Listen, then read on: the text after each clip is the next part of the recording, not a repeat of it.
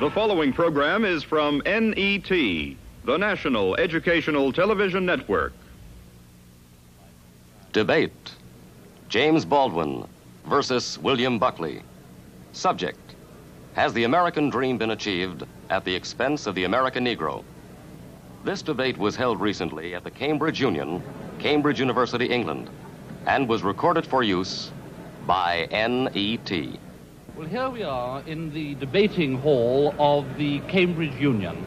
Hundreds of undergraduates and myself waiting for what could prove one of the most exciting debates in the whole 150 years of the Union history.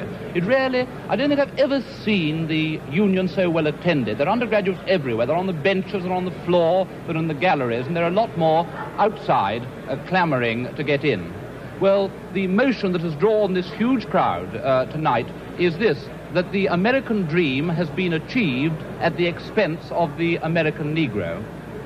The debate will open with two undergraduate speakers, one from each side, and then we shall have the first distinguished guest, Mr. James Baldwin, the well-known American novelist who's achieved a worldwide fame with his novel, Another Country. Then opposing the motion will be Mr. William Buckley, also an American, very well known as a conservative in the United States. I must stress a conservative in the American sense, author of a book called Up from Liberalism, and editor of the National Review, one of the early supporters of Senator Goldwater.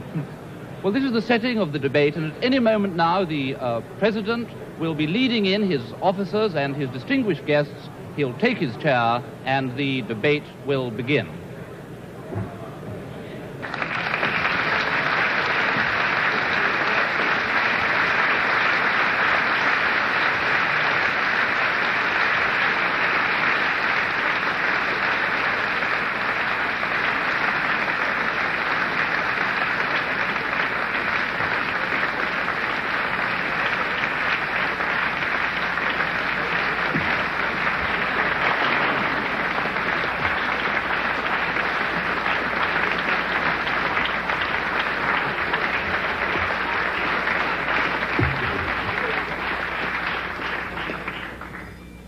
The motion before the House tonight is, the American dream is at the expense of the American Negro. We propose to Mr. David Haycock of Pembroke College and oppose to Mr. Jeremy Burford of Emmanuel College. Mr. James Baldwin will speak third.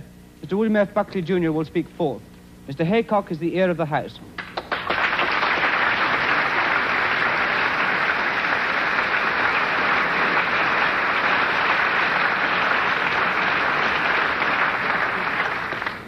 Mr. President, sir, it is the custom of the House for the first speaker in any debate to extend a formal welcome to any visitors to the House. I can honestly say, however, that it is a very great honor to be able to welcome to the House this evening Mr. William Buckley and Mr. James Baldwin. Mr. William Buckley has the reputation of possibly being the most articulate conservative in the United States of America. He was a graduate of Yale, and he first gained a reputation for himself by publishing a book entitled God and Man and Yale. Since then, he has devoted himself to the secular, and this has included Norman Mailer, Kenneth Tynan, Mary McCarthy, and Fidel Castro, none of whom have come out of their confrontations unscathed. At present, his principal occupation is editing a right-wing newspaper in the United States entitled The National Review. Mr. James Baldwin is hardly in need of introduction. His reputation, both as a novelist and as an advocate of civil rights, is international. His third novel, Another Country, has been published as a paperback in England today. Mr. Baldwin and Mr. Buckley are both very welcome to the House this evening.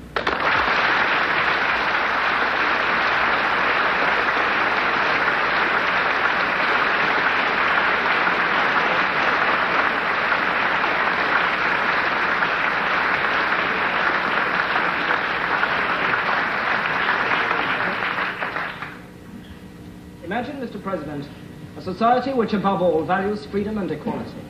A society in which artificial barriers to fulfillment and achievement are unheard of. A society in which a man may begin his life as a rail splitter and end it as president. A society in which all men are free in every sense of the word. Free to live where they choose, free to work where they choose. Equal in the eyes of the law and every public authority, and equal in the eyes of their fellows. A society, in fact, in which intolerance and prejudice are meaningless terms. Imagine, however, Mr. President, that a condition of this utopia has been the persistent and quite deliberate exploitation of 1/9 of its inhabitants. That 1 man in 9 has been denied those rights which the rest of that society takes for granted. That 1 man in 9 does not have the chance for fulfillment or realization of his innate potentialities. That 1 man in 9 cannot promise his children a secure future and unlimited opportunities. Imagine this, Mr. President, and you have what is, in my opinion, the bitter reality of the American dream. A few weeks ago, Martin Luther King had to hold a nonviolent demonstration in Selma, Alabama, in his drive to register Negro voters. By the end of the week of his demonstrations, he was able to write quite accurately in a national fundraising letter from Selma, Alabama jail, "There are more Negroes in prison with me than there are on the voting rolls."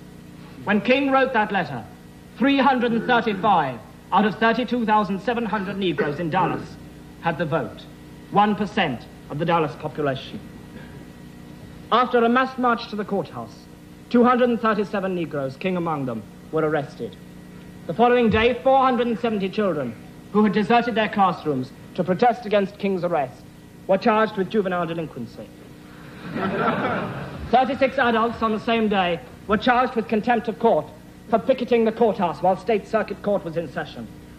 On the following day, 111 people were arrested on the same charge, despite their claim that they merely wanted to see the voting registrar. 400 students were arrested and taken to the armory, where many of them spent the night on a cold cement floor. The following day, the demonstration spread to Marion, Alabama. In Marion, Negroes outnumber whites by 11,500 to 6,000 people, and yet only 300 are registered to vote. Negroes in Marion were anxious to test the public accommodation section of the civil rights law. They entered a drugstore, and there they were served with Coca-Cola laced with salt, and were told that hamburgers had risen to $5 each. After the arrest of 15 Negroes for protesting against this treatment, 700 Negroes boycotted their classes next day and marched in orderly fashion to the jail. There they sang civil rights songs until they were warned by a state trooper that they would be arrested if they sung one more song. Of course, they sang another song, and of course all 700 were arrested. American society has felt fit to use Negro labor. It has felt fit to use the blood of the Negro in 2 world wars. It has felt fit to listen to his music. It has felt fit to laugh at his jokes. And yet, as far as I am concerned, it has never felt fit to give the American Negro a fair deal. And for this reason, Mr. President, I would beg leave to propose the motion that the American dream is at the expense of the American Negro.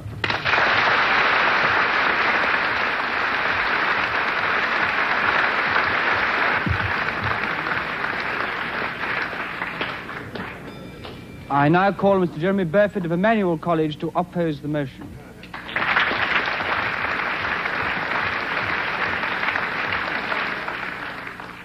Now have Mr. Jeremy Burford of Emmanuel College, who is the first undergraduate opposing the motion. Welcome to such distinguished visiting speakers. James Baldwin is well known as one of the most vivid and articulate writers about the Negro problem in America. Mr. Baldwin had a difficult childhood, and he has personally himself suffered discrimination and ill treatment in the South of America. And I would like to say at this time that it is not the purpose of this side of the House to condone that in any way at all. It is not our purpose to oppose civil rights. It is our purpose to oppose this motion. And thank you, sir. Come and collect your fee afterwards.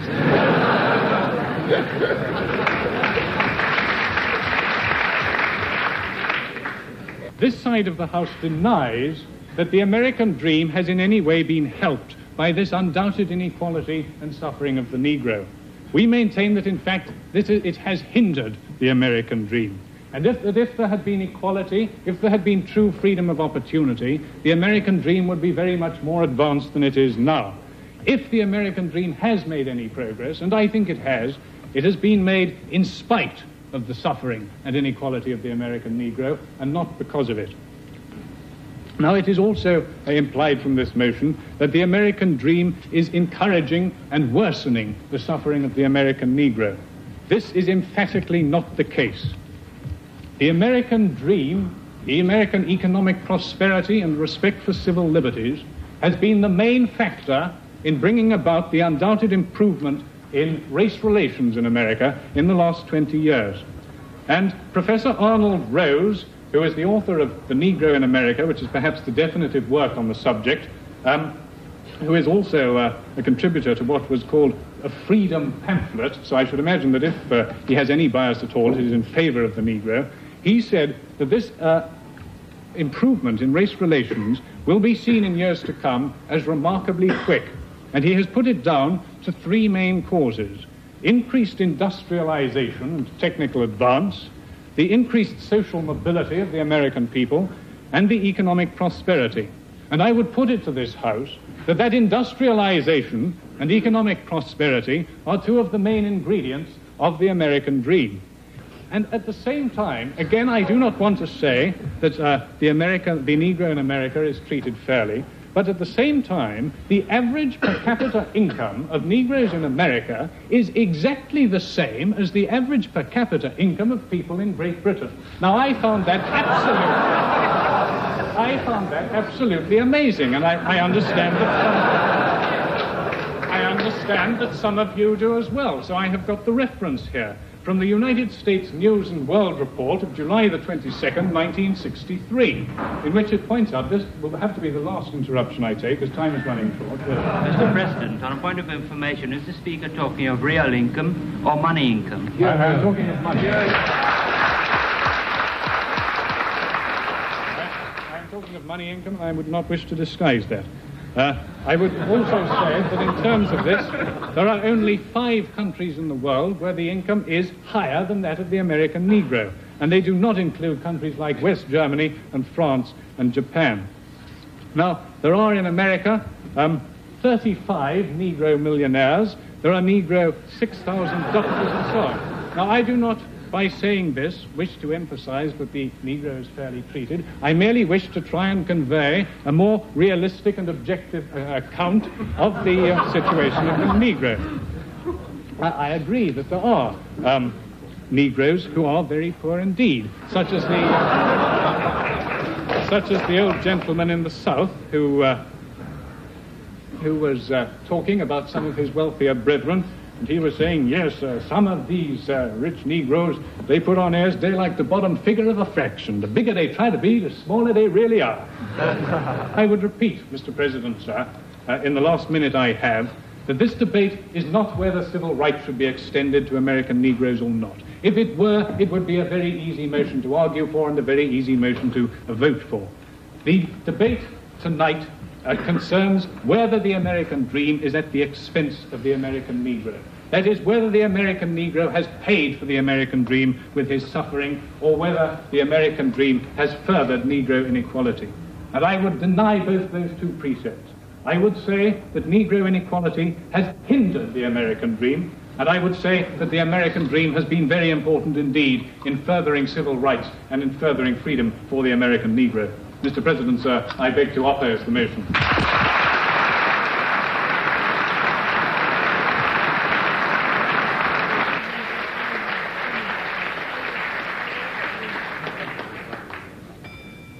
It is now with very great pleasure and a very great sense of honor that I call for Mr. James Baldwin to speak third to this motion.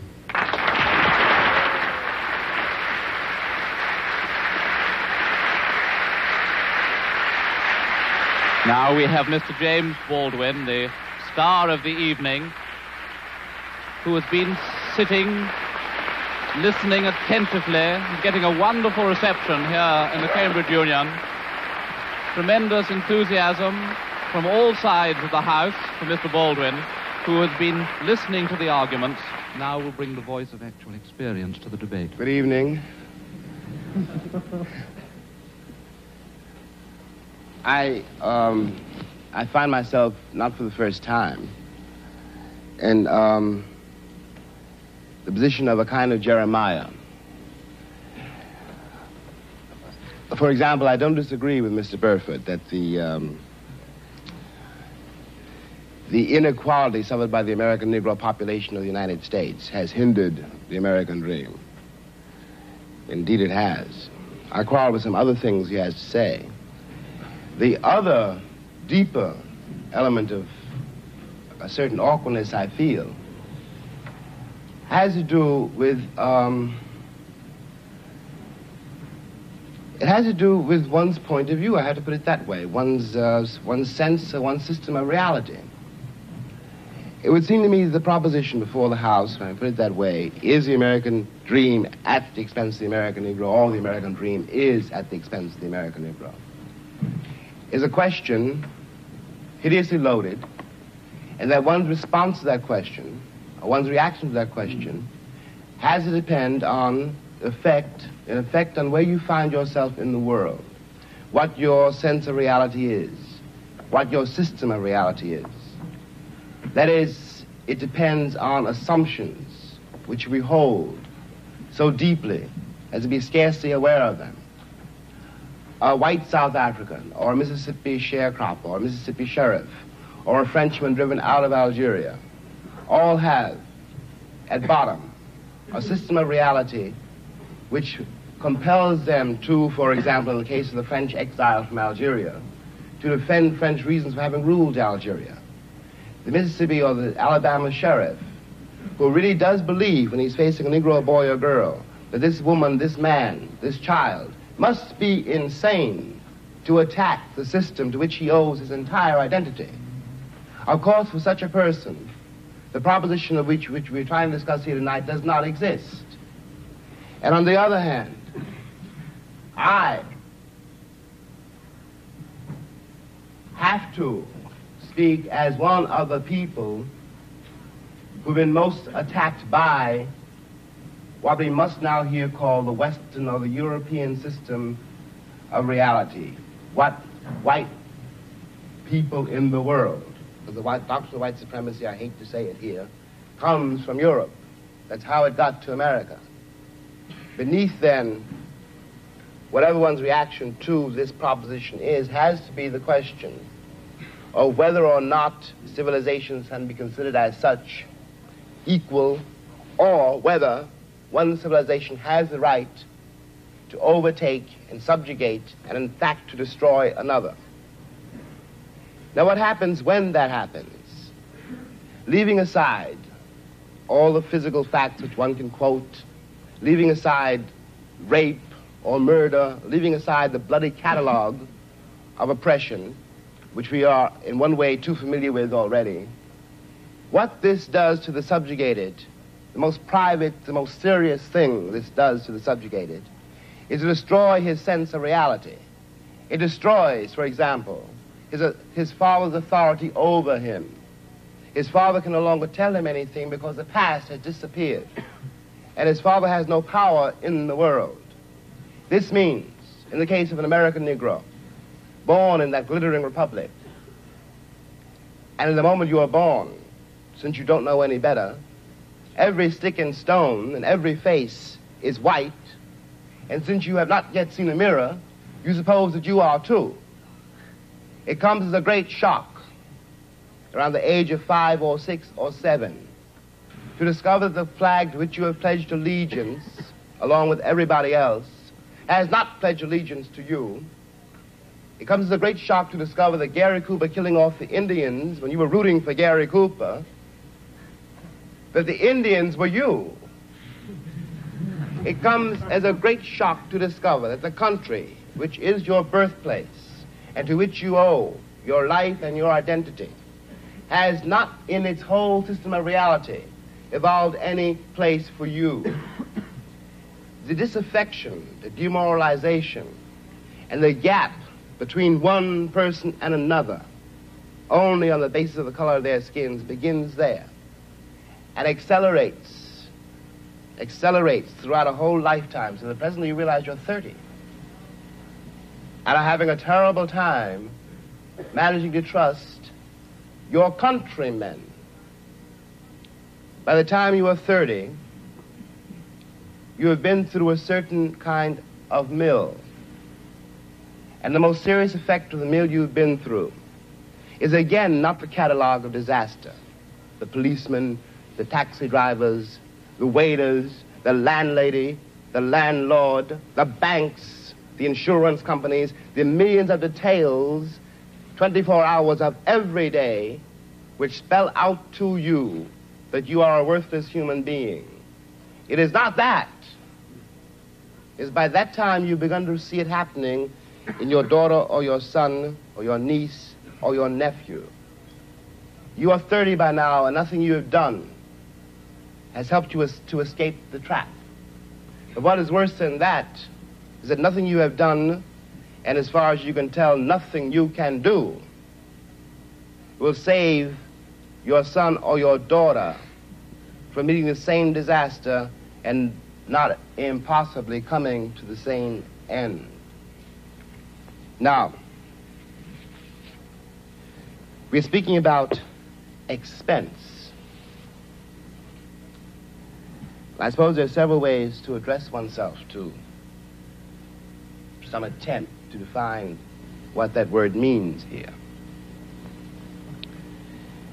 Let me put it this way, that from a very literal point of view, the harbors and the ports and the railroads of the country,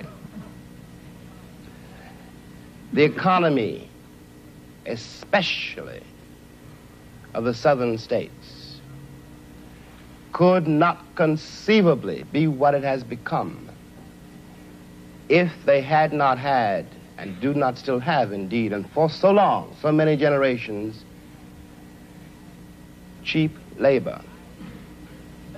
I am stating very seriously, and this is not an overstatement, that I picked the cotton, and I carried it to market, and I built the railroads under someone else's whip for nothing. For nothing. The Southern oligarchy, which has until today so much power in Washington, and therefore some power in the world, was created by my labor and my sweat, and the violation of my women and the murder of my children. This, in the land of the free and the home of the brave. And no one can challenge that statement. It is a matter of historical record. In another way, this dream, and we'll get to the dream in a moment, is at the expense of the American Negro. You watch this in the Deep South in great relief, but not only in the Deep South.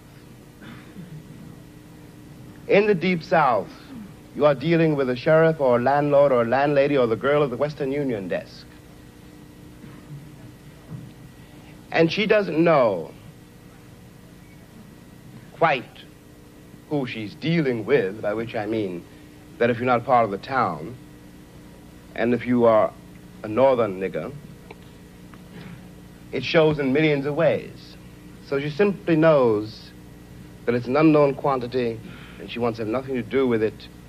So she won't talk to you. You have to wait for a while to get your telegram. Okay, we all know this. We've been through it. And by the time you get to be a man, it's very easy to deal with. But what is happening in the poor woman, the poor man's mind, is this. They've been raised to believe, and by now they helplessly believe, that no matter how terrible their lives may be, and their lives have been quite terrible, and no matter how far they fall, no matter what disaster overtakes them, they have one enormous knowledge and consolation, which is like a heavenly revelation. At least they are not black.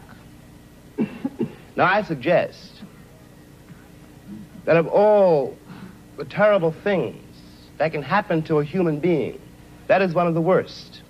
I suggest that what has happened to white Southerners is in some ways, after all, much worse than what has happened to Negroes there. Because Sheriff Clark in Selma, Alabama, cannot be considered, no one can be dismissed as a total monster. I'm sure he loves his wife, his children. I'm sure that, he likes to get drunk. He's, after all, one's got to assume, and he is visibly a man like me. But he doesn't know what drives him to use the club, to menace with the gun, and to use the cattle prod. Something awful must have happened to a human being to be able to put a cattle prod against a woman's breast, for example. What happens to the woman is ghastly. What happens to the man who does it is in some ways much, much worse. This is being done, after all, not 100 years ago, but in 1965, in a country which is blessed with what we call prosperity, a word we won't examine too closely, with a certain kind of social coherence, which calls itself a civilized nation and which espouses the notion of the freedom of the world. And it is perfectly true from the point of view now simply of an American Negro. Any American Negro watching this, no matter where he is, from the vantage point of Harlem, which is another terrible place, has to say to himself, in spite of what the government says we can't do anything about it. But those are white people being murdered in Mississippi work farms, being carried off to jail. Those are white children running up and down the streets. The government would find some way of doing something about it. We have a civil rights bill now. We had an amendment, the 15th Amendment, nearly 100 years ago. I hate to sound again like an Old Testament prophet, but if the amendment was not honored then, I don't have any reason for believing the civil rights bill will be honored now. And after all, one's been there since before, a lot of other people got there. If one has got to prove one's title to the land, isn't 400 years enough? 400 years, at least 3 wars. The American soil is full of the corpses of my ancestors. Why is my freedom or my citizenship or my right to live there, how is it conceivably a question now?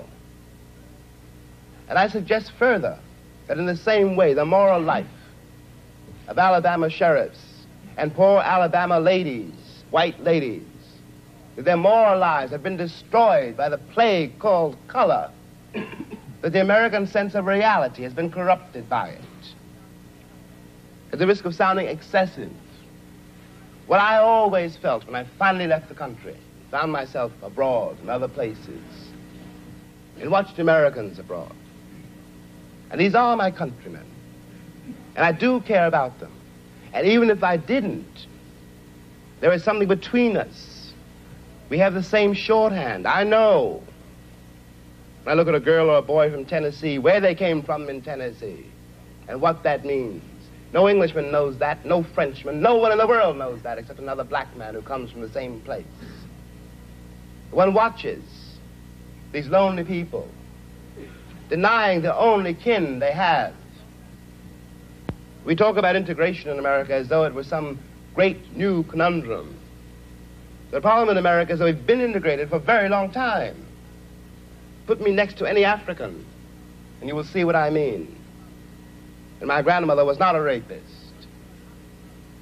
What we are not facing is the results of what we've done. What one begs the American people to do for all our sakes is simply to accept our history. I was there not only as a slave, but also as a concubine. One knows the power, after all, which can be used against another person if you've got absolute power over that person. It seemed to me when I watched Americans in Europe that what they didn't know about Europeans was what they didn't know about me. They weren't trying, for example, to be nasty to the French girl or rude to the French waiter. They didn't know they hurt their feelings. They didn't have any sense that this particular woman, this particular man, though they spoke another language and had different manners and ways, was a human being. And they walked over them with the same kind of bland ignorance, condescension, charming and cheerful, with which they'd always patted me on the head and called me shine, and were upset when I was upset. What is relevant about this is that whereas 40 years ago when I was born, the question of having to deal with what is unspoken by the subjugated, what is never said to the master, of having to deal with this reality was a very remote possibility. It was in no one's mind. When I was growing up, I was taught in American history books that Africa had no history, and neither did I. That I was a savage, about whom the less said the better, who had been saved by Europe and brought to America. And of course, I believed it. I didn't have much choice. Those are the only books there were. Everyone else seemed to agree. If you walk out of Harlem, ride out of Harlem downtown, the world agrees. What you see is much bigger, cleaner, whiter, richer, safer than where you are. They collect the garbage. People obviously can pay their life insurance. The children look happy, safe. You're not. And you go back home. And it would seem then, of course, that it's an act of God, that this is true, that you belong where white people have put you. It is only since the Second World War that there's been a counter-image in the world. And that image not come about through any legislation on the part of any American government, but through the fact that Africa was suddenly on the stage of the world, and Africans had to be dealt with in a way that had never been dealt with before. This gave an American Negro for the first time a sense of himself beyond a savage or a clown. It has created, and will create, a great many conundrums. One of the great things that the white world does not know, but I think I do know, is that black people are just like everybody else. One has used the myth of Negro and the myth of color to pretend and to assume that you are dealing essentially with something exotic, bizarre, and practically, according to human laws, unknown. Alas, that is not true. We are also mercenaries, dictators, murderers, liars. We are human too. What is crucial here is that unless we can manage to establish some kind of dialogue between those people whom I pretend have paid for the American dream and those other people who have not achieved it, we will be in terrible trouble. I want to say at the end, at the last, is that is what concerns me most. We are sitting in this room, and we are all, at least we like to think we are, relatively civilized, and we can talk to each other at least on certain levels, so that we could walk out of here assuming that the measure of our enlightenment, or at least our politeness, has some effect on the world. It may not. I remember, for example, when the ex-Attorney General, Mr. Robert Kennedy, said that it was conceivable that in 40 years in America we might have a Negro president. And that sounded like a very emancipated statement, I suppose, to white people. They were not in Harlem when this statement was first heard, and did not hear, and possibly will never hear, the laughter and the bitterness and the scorn with which the statement was greeted. From the point of view of the man in the Harlem barbershop, Bobby Kennedy only got here yesterday. And now he's already on his way to the presidency. We've been here for 400 years, and now he tells us that maybe in 40 years, if you're good, we may let you become president. What is dangerous here is the turning away from anything any white American says. The reason for the political hesitation and in spite of the Johnson landslide is the one who's been betrayed by American politicians for so long. And I'm a grown man, and perhaps I can be reasoned with. I certainly hope I can be. But I don't know, and neither does Martin Luther King, none of us know how to deal with those other people whom the white world has so long ignored, who don't believe anything the white world says and don't entirely believe anything I or Martin say. And one can't blame them. You watch what has happened to them in less than 20 years. It seems to me that the city of New York, for example, this is my last point, which has had Negroes in it for a very long time. If the city of New York were able, as it has indeed been able, in the last 15 years to reconstruct itself, tear down buildings and raise great new ones, downtown and for money, and has done nothing whatever except build housing projects in the ghetto for the Negroes. And of course the Negroes hate it. Presently the property does indeed deteriorate because the children cannot bear it. They want to get out of the ghetto. If the American pretensions were based on more solid, a more honest assessment of life and of themselves, it would not mean for Negroes, when someone says urban renewal, that Negroes simply are going to be thrown out into the streets, which is what it does mean now. This is not an act of God. We're dealing with a society made and ruled by men. If the American Negro had not been present in America, I am convinced that the history of the American labor movement would be much more edifying than it is. It is a terrible thing for an entire people to surrender to the notion that 1/9 of its population is beneath them. And until that moment, until the moment comes when we, the Americans, we, the American people, are able to accept the fact that I have to accept, for example, that my ancestors are both white and black, that on that continent we are trying to forge a new identity for which we need each other, and that I am not a ward of America. I am not an object of missionary charity. I am one of the people who built the country. Until this moment, there is scarcely any hope for the American dream, because the people who are denied participation in it, by their very presence, will wreck it. And if that happens, it's a very grave moment for the West. Thank you.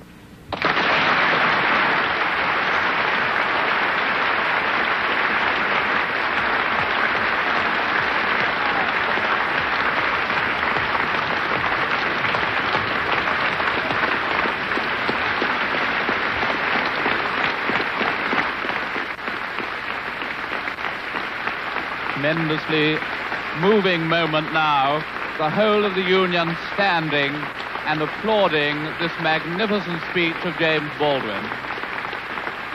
Never seen this happen before in the Union in all the years that I have known it. Baldwin smiling, obviously delighted by his reception, tremendously moved by it.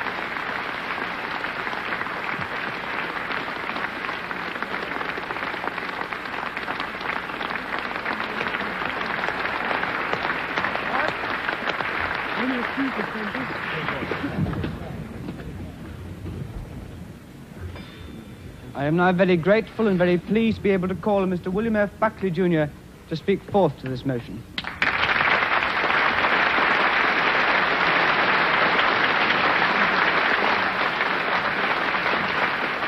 Now we have Mr. William Buckley, who will need all his skill to establish ascendancy over his audience, which has clearly been so deeply moved. Thank you, Mr. by the President. eloquence and Baldwin. personal experience of the preceding speaker. Take our Mr. Burford, gentlemen.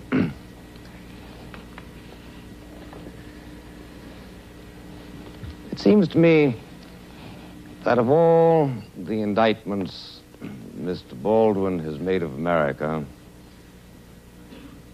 here tonight and in his copious literature of protest, the one that is most striking involves, in effect, the refusal of the American community to treat him other than as a Negro. The American community has refused to do this. The American community, almost everywhere he goes, treats him with the kind of unction, the kind of satisfaction at posturing carefully for his flagellations of our civilization, that indeed, quite properly, commands the contempt which he so eloquently showers upon us. It is impossible, in my judgment, to deal with the indictment of Mr. Baldwin unless one is prepared to deal with him as a white man. Unless one is prepared to say to him, the fact that your skin is black is utterly irrelevant to the arguments that you raise. The fact that you sit here, as is your rhetorical device, and lay the entire weight of the Negro ordeal on your own shoulders is irrelevant to the argument that we are here to discuss. The gravamen of Mr. Baldwin's charges against America are not so much that our civilization has failed him and his people, that our ideals are insufficient, but that we have no ideals. That our ideals rather are some sort of a superficial coating which we come up with at any given moment in order to justify whatever commercial and noxious experiment we are engaged in. Thus, Mr. Baldwin can write his book, The Fire Next Time, in which he threatens America. He didn't, in writing that book, speak with the British accents that he used exclusively tonight, in which he threatened America with the necessity for us to jettison our entire civilization. The only thing that the white man has that the Negro should want, he said, is power. And he is treated from coast to coast in the United States with a kind of Buckley doesn't choose to give way. The interrupter must, and he has done. The interrupter is now set down. Goes beyond anything that was ever expected from the most servile Negro creature by a Southern family. I propose to pay him the honor this night of saying to him, Mr. Baldwin, I am going to speak to you without any reference whatever to those surrounding protections which you are used to in virtue of the fact that you are a Negro. And here we need to ask the question, what in fact shall we do about it, Mr. President? What shall we in America try to do, for instance, to eliminate those psychic humiliations which I join Mr. Baldwin in believing are the very worst aspects of this discrimination? You found it a source of considerable mirth to laugh away the statistics of my colleague, Mr. Burford. I don't think they are insignificant. They are certainly not insignificant in a world which attaches a considerable importance to material progress. It is, in fact, the case that 7/10 of the white income of the United States is equal to the income that is made by the average Negro. I don't think this is an irrelevant statistic, ladies and gentlemen. It takes a capitalization of $15,000, $16,000, $17,000 per job in the United States. This is a capitalization that was not created exclusively as a result of Negro travail. My great-grandparents worked too. Presumably yours worked also. I don't know of anything that has ever been created without the expense of something. All of you who hope for a diploma here are going to do that at the expense of a considerable amount of effort. And I would thank you, please not to belie the fact that a considerable amount of effort went into the production of a system which grants a greater degree of material well-being to the American Negro than that is enjoyed by 95% of the other peoples of the human race. But even so, to the extent that your withering laughter suggested here that you found this a contemptible observation, I agree. I don't think it matters that there are 35 millionaires among the Negro community. If there were 20 million millionaires among the Negro community of the United States, I would still agree with you that we have a dastardly situation But I'm asking you not to make politics as the crow flies, to use the fleeted phrase of Professor Oakeshott, but rather to consider what, in fact, is it that we Americans ought to do? What are your instructions that I'm to take back to the United States, my friend? I want to know what it is that we should do, and especially I want to know whether it is time, in fact, to abandon the American dream as it has been defined by Mr. Haycock and Mr. Burford. What, in fact, is it that we ought to do, for instance, to avoid two humiliations mentioned by Mr. Baldwin as being a part of his own experience during his lifetime.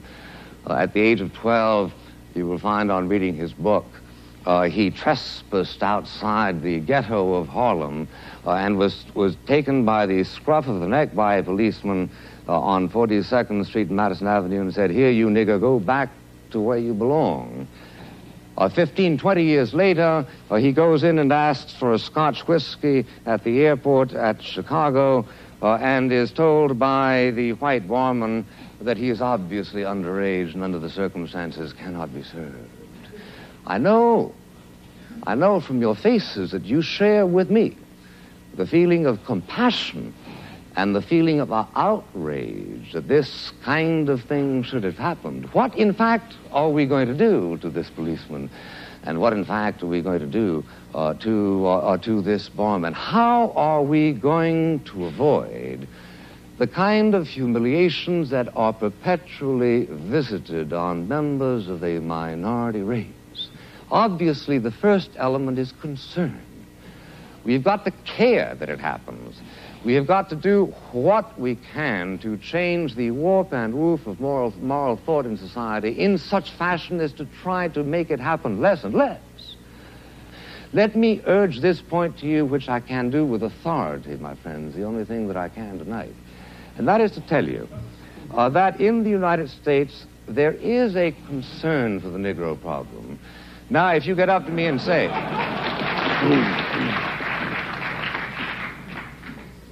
if you get up to me and say, well, now, is there the kind of concern that we, students of Cambridge, would show if the problem were our own? All I can say is I don't know. It may very well be that there has been some sort of a sunburst of moral enlightenment that has hit this community, so as to make it predictable that if you were the governors of the United States, the situation would change overnight. I'm prepared to grant this as a form of courtesy, Mr. President. But meanwhile, I am saying to you that the engines of concern in the United States are working.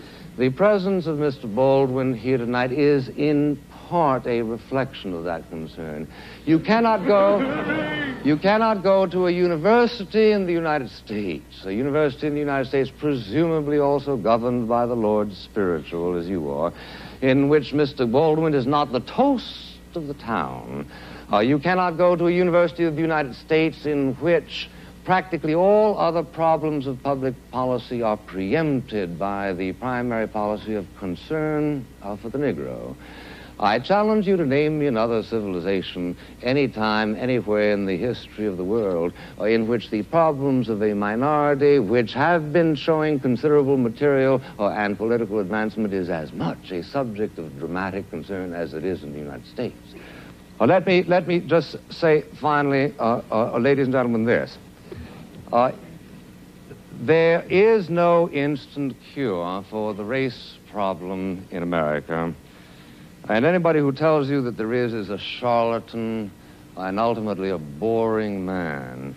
Boring precisely because he is then speaking in the kind of abstractions that do not relate to the human experience. The trouble in America where the Negro community is concerned is a very complicated one.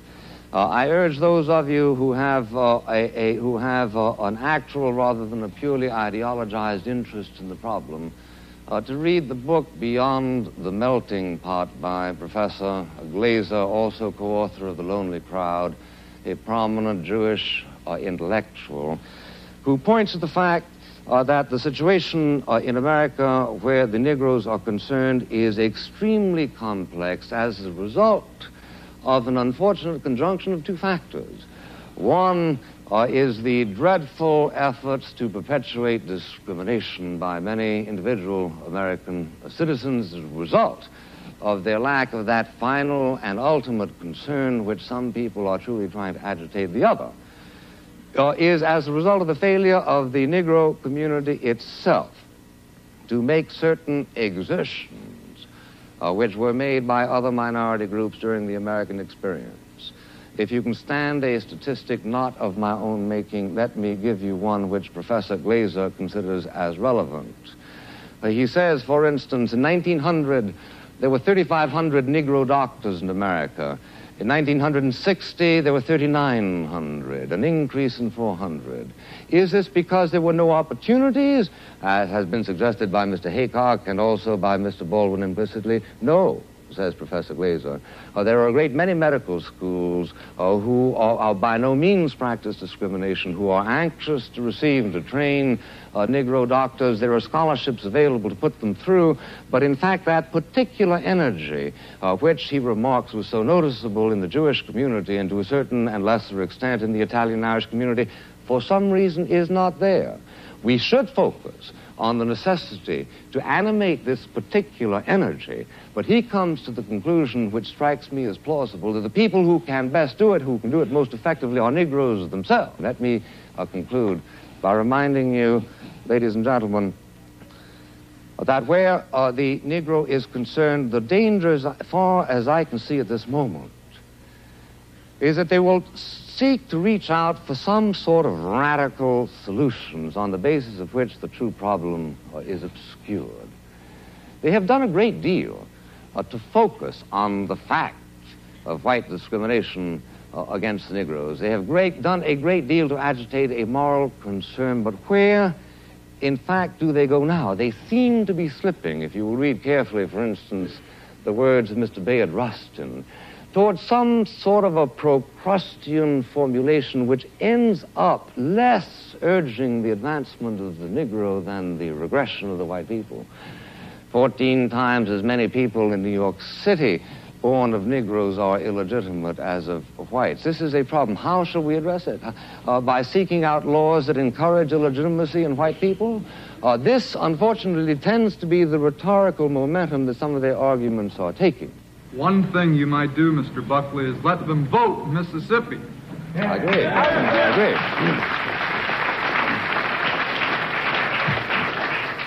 I couldn't agree with you more, and for except lest I appear too ingratiating, which is hardly my objective here tonight. I think actually what is wrong in Mississippi, sir, is not that not enough Negroes are voting, but that too many white people are voting.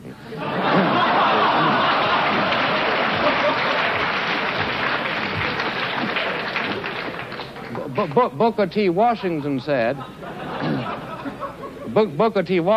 that the important thing where Negroes are concerned is not that they hold public office, but that they be prepared to hold public office. Not that they vote, but that they be prepared to vote. What are we going to do with the Negroes, having taught the Negroes in Mississippi to despise Barnett, Ross Barnett? Shall we then teach them to emulate their cousins in Harlem and adore Adam Clayton Powell, Jr.? It is much more complicated, sir, than simply the question of giving them the vote. If I were myself a constituent of the community of Mississippi at this moment, what I would do is vote to lift the standards of the vote so as to disqualify 65% of the white people who are presently voting. Not simply to give the... I say then that what we need is a considerable amount of frankness that acknowledges that there are two sets of difficulties. The difficulties of the white person who acts as white people and brown people and black people do all over the world to protect their own vested interests, who have, as all of the races in the entire world have, and suffer from a kind of a racial narcissism which tends always to convert every contingency into such a way as to maximize their own power. That, yes, we must do. But we must also reach through to the Negro people and tell them that their best chances are in a mobile society. And the most mobile society in the world today, my friends, is the United States of America. The most mobile society of the United States in the world is the United States of America, and it is precisely that mobility which will give opportunities to the Negroes which they must be encouraged to take. But they must not, in the course of their ordeal, be encouraged to adopt the kind of cynicism, the kind of despair, the kind of iconoclasm that is urged upon them by Mr. Baldwin in his recent works. Because of one thing, I can tell you, I believe with absolute authority, that where the United States is concerned, if it ever becomes a confrontation between a continuation of our own sort of idealism, the private stock of which, granted, like most people in the world, we tend to lavish only every now and then on public enterprises, reserving it so often for our own irritations and pleasures. But the fundamental friend of the Negro people in the United States is the good nature, and is the generosity, and is the good wishes, is the decency, the fundamental decency that do lie at the reserves of the spirit of the American people. These must not be laughed at, and under no circumstances must they be laughed at, and under no circumstances must America be addressed and told that the only alternative to the status quo is to overthrow that civilization which we consider to be the faith of our fathers, the faith indeed of your fathers.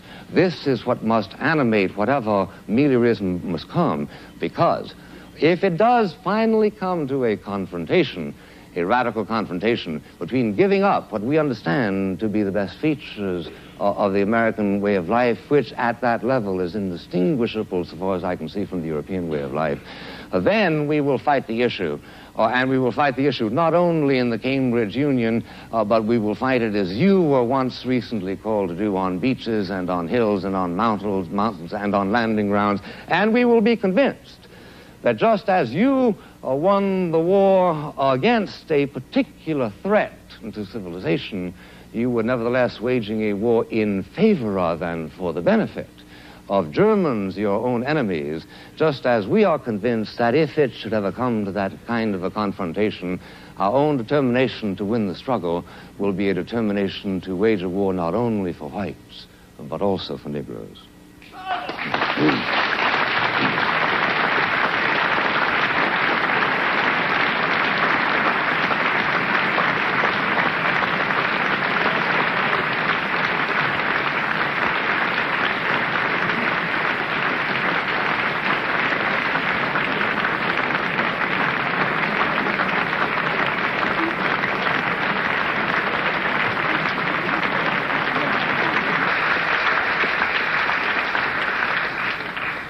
Will the tellers take their places, please? They voted in favor of the motion being that the American dream is at the expense of the Negro. They voted in favor of that motion 544 persons and against 164 persons. The motion is therefore carried by 380 votes. I declare the House to stand adjourned.